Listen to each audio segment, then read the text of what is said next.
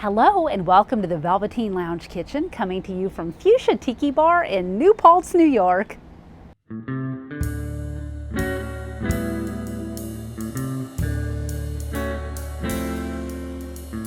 Since 2019, New Paltz, New York has been harboring a secret paradise. Mere minutes and a world away from the New York State Thruway, you'll find an exotic escape from the worries of the world where you can relax, sip an exquisite cocktail, and enjoy a tropical vacation without any passports or planes. In fact, you can enjoy one of their lovely libations without even leaving home. What's going on, guys? I'm Anton Kinlock with Fuchsia Tiki Bar, and today we're going to be making the Song of the Siren. It's definitely one of my favorite cocktails, and sure as hell is going to be one of yours as well. So we're going to start off with ½ ounce of fresh pressed lime juice, followed up with ½ ounce of fresh pressed orange juice, then 3/4 of an ounce of passion fruit syrup, another ½ ounce of creme de pêche, or peach liqueur if you can find it. Follow up with ½ ounce of Lemon Heart 151. We specifically like this one because it's got a bit more cinnamon to it and it's got some nice body. And then finish off strong with a nice 1.5 ounces of your favorite Jamaican rum. In our case, Plantation Shamak. That's the way to go. Hit it with a little bit of Angostura, some absinthe. Add your ice, and then shake away.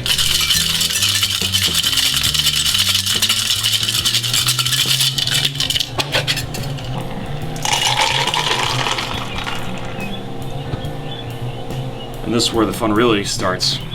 Get a lime shell filled with Rice Krispies, top with a little bit of that 151 that you just used, and then let's set it ablaze. And do try this at home.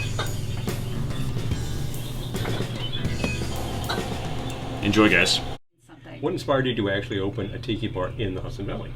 Inspiration for that actually did stem from my wife and I being big foodies. We traveled down to New York City a lot. As a matter of fact, when we came back from the city, we ended up realizing there's no good tiki bars in the Hudson Valley, and why not?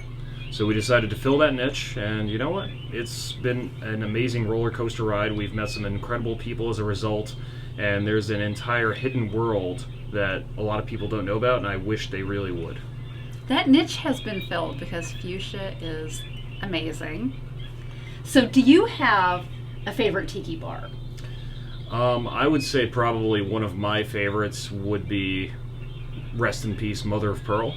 Oh, we love Mother of Pearl. Yeah, great place. It was actually our first tiki bar that we ended up visiting. Really? And that was kind of what helped stem the interest in tiki. And then going to Brian Miller's Polynesian in Times Square. Oh yeah. Subsequently only helped cement that idea of freedom and also rum flowing.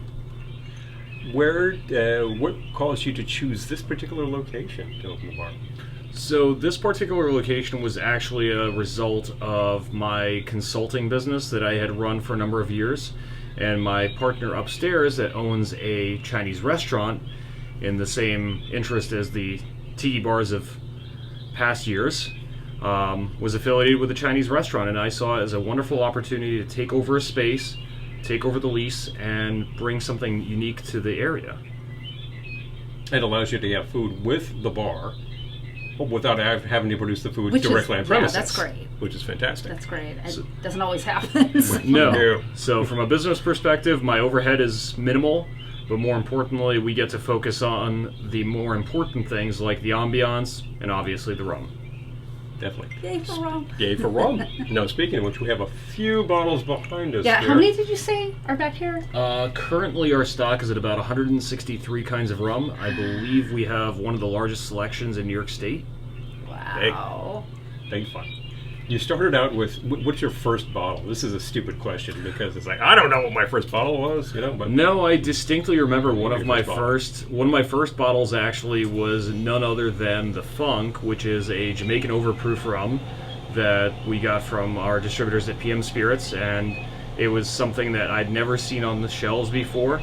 and quite frankly, it was absolutely incredible. So for those of you guys tuning in, the Funk is actually a worthy project. It was actually unlabeled. They did not want to be associated with it too much just because it was one of the first overproof rums on the market next to Ray and Nephew, and it took off with flying colors. Naturally, we had to hoard a couple of cases, so inevitably we always have a case or two on hand just for special occasions. Excellent. That's very nice. You're of what's behind us right now.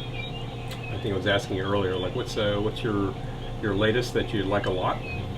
My latest would actually be directly behind me from Foursquare Distillery in Barbados. That would probably be the vintage 2007. That is a ex-bourbon cask aged for about 12 years, and in the style of Richard Seal, it's literally just the rum, just the barrel, no adulteration whatsoever, so no added caramel color, no added sugar. This is pretty much as true to a rum in the old style as you would ever get. Very nice. Is there a rum back here that is genuinely old style, like literally 1756 British Admiralty on a ship, pretty rough stuff, pretty high proof? I mean, if you're talking pretty high proof, I would probably say you're looking at perhaps the Pussers. The gunpowder would be a close. Oh yeah, that's a good one. Yeah. Speaking of Admiralty, it says so on the bottle. Aye, aye, sir. Oh, 40 lashes and, well, you know the rest. And back was right now, if you were to choose one bottle and say, I'd like to sip on this, what would you like?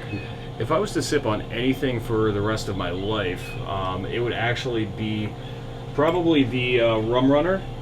So this is the Diamond Guyana rum. This is aged for 13 years. There was only about 230 bottles of this ever made, so it's a single cask. We were fortunate enough to get about 3 bottles of which. At this point, this product is now discontinued, but it is truly something special. If you have an opportunity and you're in Fuchsia, please come by, say hello. We'll be happy to try you on some. Let's make that happen. Love it. Love it. When you're mixing cocktails, you use different kinds of spirits. What do you love to mix with in various things?